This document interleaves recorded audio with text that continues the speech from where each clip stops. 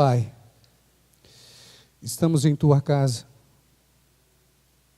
Viemos aqui para render este culto de louvor ao Teu nome. Muitos poderiam estar em casa, mas escolheram estar aqui, porque nós o temos como o mais importante de nossa vida ou em nossa vida. Vamos abrir a Tua palavra agora, que o Teu Santo Espírito fale ao nosso coração. Cala-se o homem agora e que fale o Teu poder, e que possamos através desse poder também colocar em prática em nossa vida. É o que nós suplicamos em nome de Jesus. Amém, Senhor. As crianças que estão na classe do pastor Leonardo, vocês podem descer para a sala dos jovens. Ele já está saindo, podem sair com ele também, para o momento de vocês.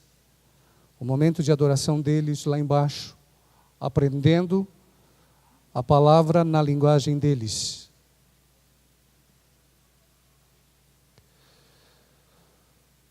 O tema que escolhi para esta manhã é continuidade do tema de sábado passado. Religião de sepulturas.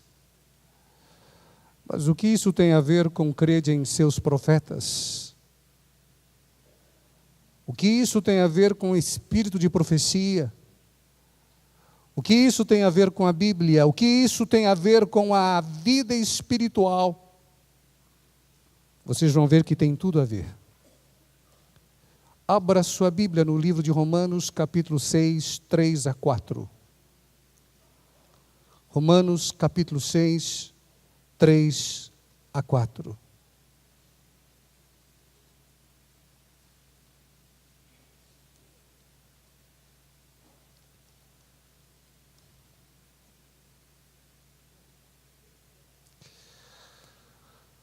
Ou não sabeis que todos quantos fomos batizados em Jesus Cristo, fomos batizados na sua morte? De sorte que fomos sepultados com Ele pelo batismo na morte, para que, como Cristo ressuscitou dos mortos pela glória do Pai, assim também andemos em novidade de vida. O que você entendeu ao ler esse texto aqui? Sepultar com Jesus, na morte dele, ressuscitar novidade de vida? Fala alguma coisa ao seu coração, reproduz alguma coisa o tema religião de sepulturas? O batismo simboliza uma experiência de morte que já deveria ter acontecido na vida do crente. A morte referida é a morte da natureza com que nascemos. Romanos 6, verso 6. Sabendo isto, que foi crucificado com ele o nosso velho homem, para que o corpo do pecado seja destruído e não sirvamos o pecado como escravos. Eu vou ler de novo. Sabendo isto, que foi crucificado com ele o nosso velho homem, para que o corpo do pecado seja destruído e não sirvamos o pecado como escravos. Não mais escravidão, não mais ligados ao pecado. Olha que texto fantástico. Indubitavelmente, a grande dificuldade para a maioria dos crentes é que estão a tentar viver a vida de Cristo sem primeiro terem morrido a morte de Cristo. Parece que tem a noção de que Cristo morreu assim como nós precisamos de morrer, e assim pela fé em Cristo esperam viver sem morrer. Paulo disse: os que estão na carne não podem agradar a Deus, Romanos 8:8, e os que são de Cristo Jesus crucificaram a carne com as suas paixões e concupiscências. É impossível querer viver vida cristã sem morrer primeiro para o eu.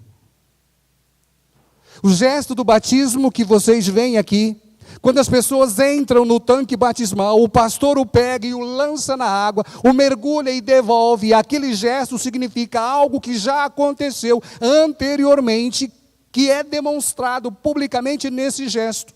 Morre-se ali o homem natural e volta-se o homem espiritual.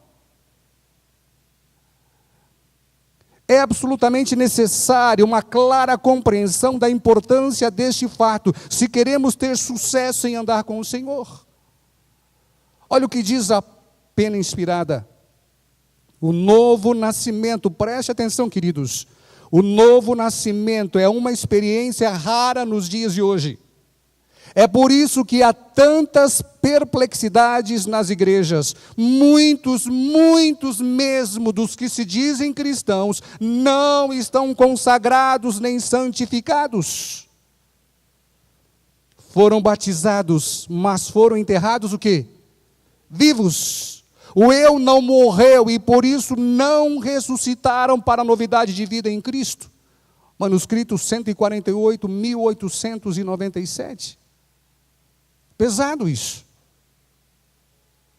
Muito pesado. Por que então tem que morrer a velha natureza?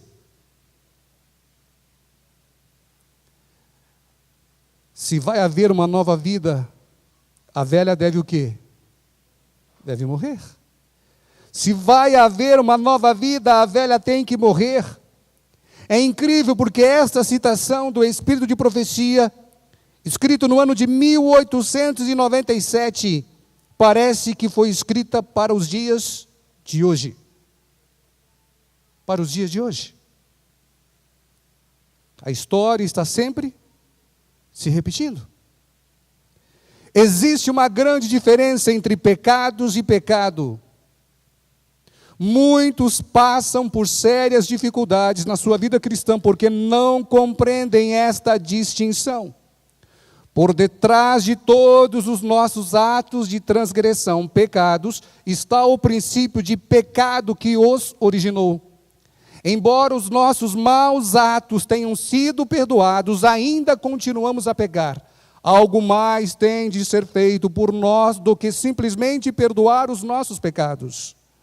Pecados, atos de desobediência, transgressões à lei divina, Deus está sempre pronto a perdoar através dos méritos de Cristo, mas o pecado Deus não pode perdoar, pois o pecado é a natureza que nos leva a desobedecer a lei de Deus e cometer pecados. A natureza com a qual viemos ao mundo jamais mudará. A única maneira de nos libertarmos de uma má natureza é pela morte, e a única maneira de recebermos uma boa natureza é nascendo de novo.